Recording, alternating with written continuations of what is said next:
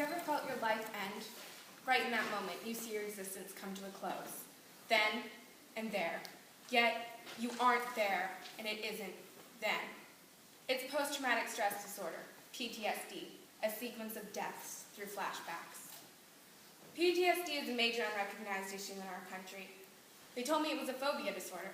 Sounded so simple, just a phobia. What could that do? Seemed innocent, but innocent is the farthest you will get from PTSD.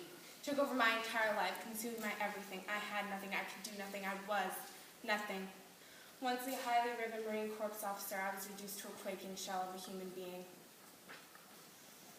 I got it in Iraq, open combat, snipers firing, bombs detonating, soldiers dying. There we were, overwhelmed, frightened, crying. Who would want to go back to that place? Not me, not anyone, but it happens. It comes and goes, yet it's somehow always there, ruining my life. Many of my squad mates in Iraq developed PTSD as well. 20% of us. That's what the U.S. Department of Veterans Affairs estimates. 20% of our fighters suffering the worst of the worst. The symptoms were unlike any combination of injuries I'd ever had. The recurring memories would invade on any train of thought I was trying to focus on. Even in dreams, I couldn't pay attention. Frightening nightmares of the war and battle scenes seemed to come every night, and there was no way to escape it. But the worst was the flashbacks. The amount of detail packed into one hellish sequence of memories was insane.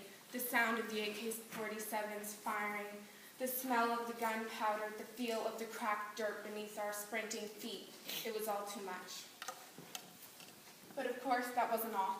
There were also avoidance and emotional numbness symptoms. I used to love golf, played it all the time before I left for the war. But when I came back, being out in that open course just made me feel vulnerable, so I refused to play. Along with that, I couldn't connect with people anymore. I was nothing. There were also emotional arousal symptoms. I was constantly freaked out and worried due to my anxiety. I was skittish and nervous. While my primary thoughts were scattered, it was like I had another brain solely focused on danger, danger, danger, danger. It seemed to be everywhere, but I was safe the whole time.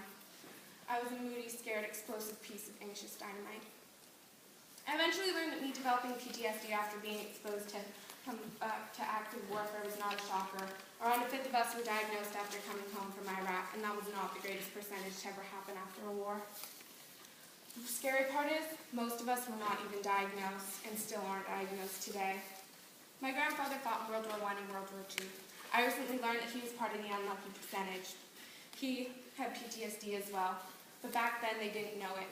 In World War II, they called it combat fatigue, but when he was diagnosed in World War I, they referred to it as shell shock.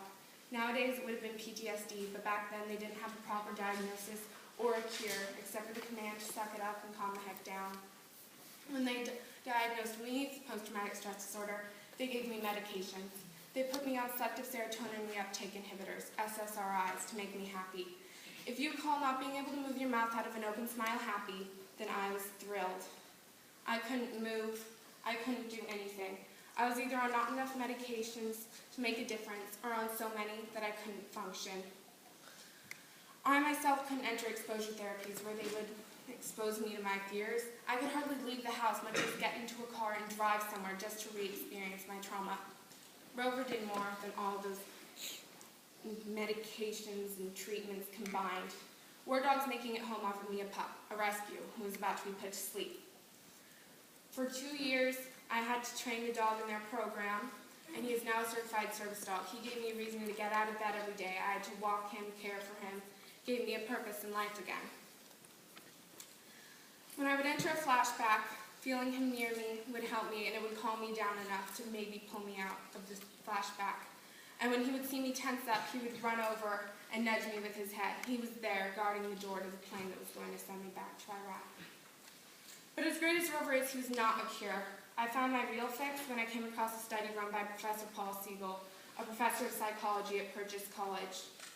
When I first entered his lab, I was still a bit hesitant. I didn't know what was going on, but it was a mild treatment. He sat me down in front of the computer and I watched the screen. I didn't see anything, but he told me that subconsciously my brain was processing subliminal images of guns, Iraq, the war, etc., and I was being desensitized to my greatest fears. God bless Professor Siegel because that enabled me to enter cognitive therapy. It pushed me over the fence that was not going to let me enter cognitive therapy. I was able to enter cognitive therapy where now I've learned to recognize the negative cognitive patterns that were keeping me in the dark place. I'm currently 4 months into my cognitive treatment, and my therapist predicts that, like many other veterans, I will be in it for around 9 months. We talk about what happens in Iraq, and it gets me used to the idea of my trauma, and I no longer react so badly. It is reducing my exaggerated startle response, which causes me to freak out. Cognitive therapy, when performed properly, can cure PTSD. I am no longer scared to go out in public. I can easily talk to my therapist and others about Iraq without experiencing symptoms, and walking outside no longer feels like a death trap. Even though Professor Siegel found the way to overcome the biggest obstacle in curing PTSD, there's still other issues we need to fix. We need more funding, we need campaigns started, and we need to raise more awareness. Many of us are having trouble paying for our treatment, and I think that the government should help us. Please take action and raise awareness for veterans like me suffering from post-traumatic stress disorder. Thank you so much.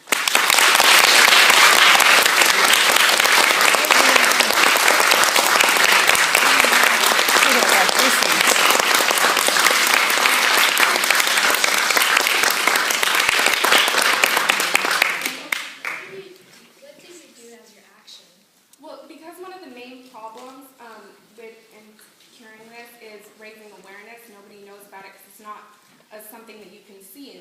I created a petition online and sent it out to a lot of my friends and all of you.